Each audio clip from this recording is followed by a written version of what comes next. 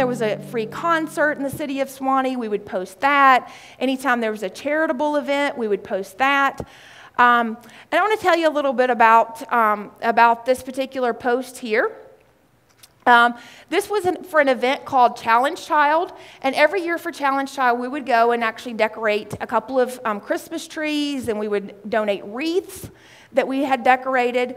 So in here, I'm just posting a link to an article that was actually written by the local newspaper, because again, anytime you're able, you have a link that you can post from another website or another party. It's a third-party recommendation for your company. It's like them saying, yes, we like this company. So you're posting, you're using the Facebook app to post the link to the other website, but then you want to make sure that you're also telling about it here. This is the part that a lot of people forget, okay? They'll post the link, but they're not saying anything about the link, okay? So whenever you're using social media, you want to talk to your other party or friend just like you would speak to them in your store. You wouldn't just put an article out in front of somebody, would you, and say nothing? How many of you would do that? Customer walks into your store and you're going, here. Okay, what am I supposed to do with this? I'm not going to read it unless you tell me. But if you say, thanks for recommending us, or thanks Gainesville Times for featuring us in this great article about Challenge Child. But I'll say something like this. Christy did a fabulous fashionista. We've got news for you tree. A girlfriend's BFF shoe wreath. A Bon Appetit wreath for Challenge Child School for Children with Disabilities. Because remember, how many of you in here knew that Challenge Child was a school for children with disabilities? You didn't, because I just told you, right? So you have to make sure that you convey the message to your consumer. So check out this article and scroll through the pics to see Christy at work. Okay, so we're telling them on the ambiance page why we've posted this, what they're going to see, and what they need to do next, the call for action. Because a lot of people, believe it or not, don't know that this is a link. They're starting to get more familiar with it, but unless you say, click on the link, sometimes they may not click on the link, okay? So notice that this article was posted December 5th, 2009 at 9:14, and by 9:35 p.m. we had this wonderful post from one of our consumers that says, the tree is gorgeous and so are you. Lee Highsmith is a Challenge Child Director of Development, is a good friend of mine. Thanks for what you do for Challenge Child. Well, when we look up this Beth Buffington-Weichel, at the time, she was spending an average of $750 per month in ambiance. Okay? So if she knows that we're supporting a cause that is near and dear to her heart, her friend is the director, how else would she have done this other than Facebook? We're not going to put out an ad that says this. We're not going to take out space in the newspaper and say, oh, Ambiance has just decorated a tree for Challenge Child. No, but it's real quick and it's real simple to do on Facebook. The other thing that I encourage you guys to do on Facebook is to use it for your new product arrivals. And with the new product arrivals, they can be posted directly onto Facebook. Or you can use applications such as Snap Retail's Traffic Builder, and they have products that can help you automatically post new shipments. And then they also have a product called Snapshots where you can actually drag and drop products right into a Facebook post. So it makes it really, really easy for you, because basically what that Traffic Builder is a complete library of photographs from several compiled vendors. So whenever you are posting articles like this onto Facebook, I'm going to give you an example of what happens, and this is another funny story. Sorry, I am filled with funny stories, or at least I would like to think they're funny. So we had this monogram doormat come in our store. How many of you have doormats in your store? Okay. We had doormats like way back in 1999 when we first started. And in 2001, they kind of went on our dead list. In other words, you were not allowed to buy these doormats.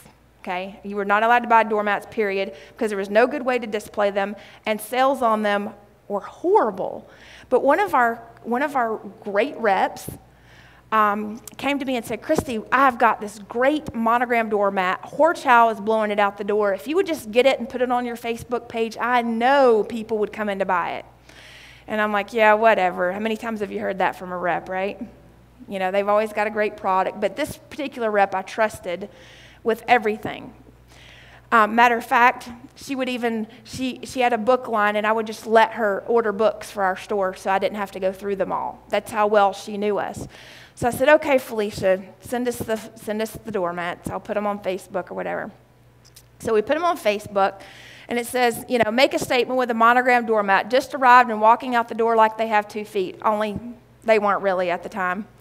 Only $49.99. And made in Georgia of recycled tires.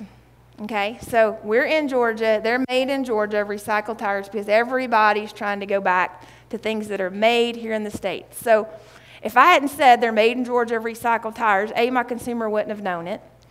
But the funny thing about it is, the doormats, my store manager had placed the doormat at the door. There's a stack of about 30 sitting to the side. Okay, people were coming in all day. Hey, Mary, where can we find those doormats that are posted on your Facebook page?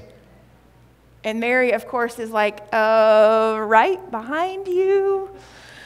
So anyway, long story short, that these doormats were extremely successful for us because they were posted on Facebook and because people used this little share button, okay? The only way you're going to get that share button is if you post photographs. If I would have just posted about this doormat, for one, you wouldn't have been able to see it. You know, picture's worth 1,000 words, okay? And a good picture's worth even more. So that's where you want to get great photographs from your vendors. You don't want to just, take it with your cell phone camera. That's okay sometimes, but the quality is not going to be there. So you want to look like a professional company. Kind of treat your Facebook page as your catalog. Okay, so the next thing about the share feature, people can share this with the inboxes of their friends. So not only were people coming in to buy them, but they were coming in, purchasing them, and going, oh, I think my friend, she needed a new doormat too. So she would go. It was very easy for her to share the link on Facebook. So do make sure that you use the Facebook apps whenever possible. The other thing that we would use Facebook for, how many of you have events in your store? Have events? If you don't have events, I highly encourage you to do so, at least one a month. Events in our store were what made us successful, okay? Because we had events, we had all types of events, and we even had events such as the Football Widows Party and Gobble It Up sale, okay? Notice the date on this, November 24th, 2009. Well, November 24th, 2009 just happens to be on a Thursday, so does anybody know what day that is? How many of you are open on Thanksgiving Day? You are so smart, but yet so not in a way, because depending on what area you're in, this ended up being our best shopping day ever. We made more dollars per hour on Thanksgiving Day than we had in all of our history. My mother did not do it this past year. I'm so, upset with her for not doing it, but she was completely in control.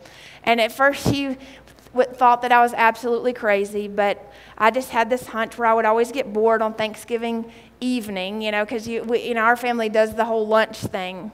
And I'm like, I just don't want to stay at home. And, all these people are in town. Let's just see what it's like. So I just started, putting some feelers out there with my customers and said, hey, what are you guys doing Thanksgiving? Oh, nothing. The guys are always watching football, and we don't really have anything to do. We're just going to wait on the stores to open at midnight. Well, the year before we were open on Thanksgiving, when we were not open on Thanksgiving, on Black Friday, we were hearing, oh, well, if I had only known that you guys had this, I wouldn't have bought whatever at Bed Bath & Beyond. So I decided that we were going to try to get their money first by being open first, and it really did work. Because what happened was, we had planned to be open. You can see here, I think it was from 7 to 10, It didn't really matter because we ended up being open from 7 until like 12:45, and we were actually having to boot people out the door. And remember earlier when I told you we did the free gift wrap and the polka dotted paper? Okay.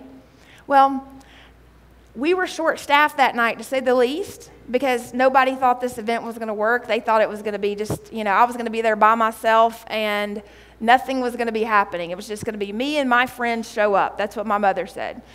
Honey, it's just going to be you and your friends. All they're going to do is come and drink the Bellagio chocolatinis. Okay, well, if that's the case, then let them come drink the Bellagio chocolatinis. My mom walked in the door at 8 o'clock, and she couldn't even move, and she's going, oh, what do you want me to do? I'm sorry. So anyway, long story short, this is just an awesome, awesome time to have an event if you don't have family things going on at the time. But however, make sure that you post, again, using the Facebook application, the calendar app. You can easily go on and post all of your events very, very easily. And whenever you're posting those events, Facebook actually lets you make a page. It's almost like making your own little web page for the events. People can say if they're coming or not. But I will tell you this. For my store, we would never have people say that they were going to attend. They didn't respond either way. So don't think anything of it if people don't respond saying that they're going to come. Trust me, they will come. Okay. The next thing is email marketing. Okay, and again, Snap Retail does help you with email marketing. They make it really, really easy for retailers to email market. So these are just a few examples of some very successful emails that we had at Ambiance. We would always do compelling, informative e-blasts that people would actually want to read. In other words, if we didn't have anything to say, we didn't send out an email at all. Unless we had a great product that had just arrived or we had something that we really wanted our customer to know.